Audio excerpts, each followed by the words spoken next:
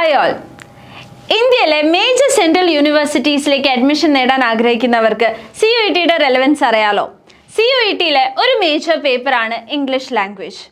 അപ്പോൾ English language പേപ്പറിനെ പറ്റിയിട്ടാണ് നമ്മൾ ഈ വീഡിയോയിൽ ഡിസ്കസ് ചെയ്യാൻ പോകുന്നത്. ഞാൻ ശ്രീലക്ഷ്മി, റേസിലെ ഇംഗ്ലീഷ് ഫാക്കൽറ്റിയാണ്.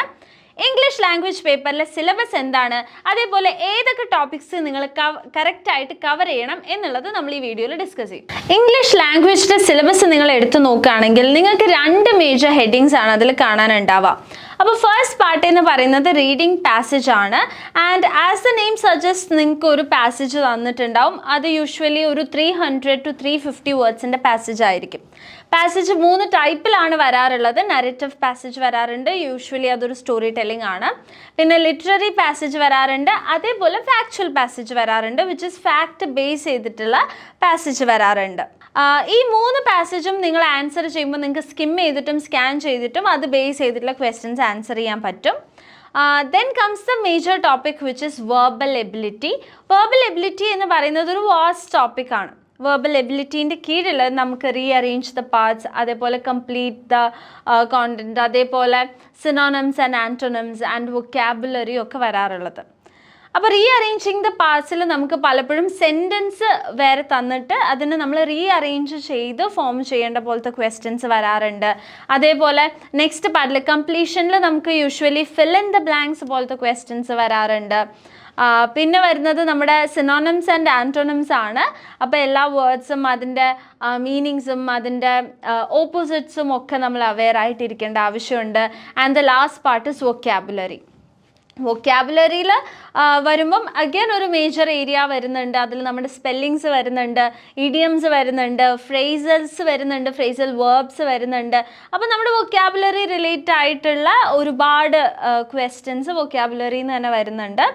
പിന്നെ ഇതല്ലാണ്ട് നിങ്ങൾ ഗ്രാമർ കംപ്ലീറ്റ് ആയിട്ട് നോക്കി വെക്കേണ്ട ഏരിയാസിൽ വരുന്നതാണ് നമ്മുടെ narratives, like active to passive വരികയാണ്, അല്ലെങ്കിൽ റിപ്പോർട്ടഡ് സ്പീച്ച് വരികയാണ്. അപ്പോൾ അങ്ങനത്തെ ക്വസ്റ്റ്യൻസ് നിങ്ങൾ പ്രിപ്പയർ ആവേണ്ടതുണ്ട്. എഡ്വേർബ്സും മോഡൽസും ഒക്കെ കാര്യമായിട്ട് ക്വസ്റ്റ്യൻസ് വരുന്ന ഏരിയാസ് ആണ്. അപ്പോൾ എഡ്വേർബ്സും മോഡൽസും പ്രോപ്പറായിട്ട് പ്രിപ്പയർ ചെയ്യേണ്ടതുണ്ട്. പിന്നെ വരുന്നൊരു സംഭവമാണ് സ്പെല്ലിംഗ് റൂൾസ്. സ്പെല്ലിംഗ് പ്രോപ്പറായിട്ട് ഒരു വേർഡ് പഠിക്കുമ്പം അതിൻ്റെ ആൻറ്റോണിമും സിനോണിമും സ്പെല്ലിങ്ങും നിങ്ങൾ അവെയർ ആയിരിക്കണം. പിന്നെ വരുന്ന ഒരു ഏരിയ എന്ന് പറയുന്നത് കോമൺ കൺഫ്യൂഷൻ വരുന്ന ഏരിയാസ് ആണ്. ലൈക്ക് നമ്മുടെ ഹോമോഫോൺസ് വരികയാണ്, അല്ലെങ്കിൽ നമുക്ക് നൗണിനും വേർബിനും സെയിം വേർഡ്സ് വരുന്ന കുറേ ഉണ്ട്. അപ്പോൾ അതും നമ്മൾ നോക്കി വെക്കേണ്ട കുറച്ച് ഏരിയാസാണ്. അപ്പോൾ ഇൻ ജനറൽ ഇംഗ്ലീഷിൻ്റെ പേപ്പർ ടഫ് ആണോ എന്ന് ചോദിച്ചു കഴിഞ്ഞാൽ നിങ്ങൾക്കൊരു ആവറേജ് ലെവൽ ലാംഗ്വേജ് ഉണ്ടെങ്കിൽ നിങ്ങൾക്ക് ഈസി ആയിട്ട് ഇംഗ്ലീഷിൻ്റെ പേപ്പർ എഴുതാൻ പറ്റും. പിന്നെ യൂഷ്വലി നമുക്ക് MCQs ആയതുകൊണ്ട് അതിൻ്റെ ഒരു ആഡഡ് ബെനിഫിറ്റും നമുക്ക് ഗ്രാമറിൽ കിട്ടും. ഓക്കെ, അപ്പോൾ നിങ്ങളെ ഈ ഒരു ഇംഗ്ലീഷ് പേപ്പറിന് വേണ്ടിയിട്ട് പക്ക സെറ്റാക്കി തരാൻ വേണ്ടിയിട്ടാണ് റേസിൻ്റെ CUET ചാനലുള്ളത്. അത് മാത്രമല്ല നമ്മുടെ ഏകലവ്യ, നമ്മുടെ CUET ക്രാഷ് കോഴ്സ് ഇപ്പോൾ ഓപ്പൺ ആണ്. അപ്പോൾ നിങ്ങൾ ഇതുവരെ ജോയിൻ ചെയ്തിട്ടില്ലെങ്കിൽ നിങ്ങൾ ഓടി വന്ന് ജോയിൻ ചെയ്യുക. അപ്പോൾ ലിമിറ്റഡ് സീറ്റ്സ് ആൻഡ് ലിമിറ്റഡ് ഓഫറാണ്.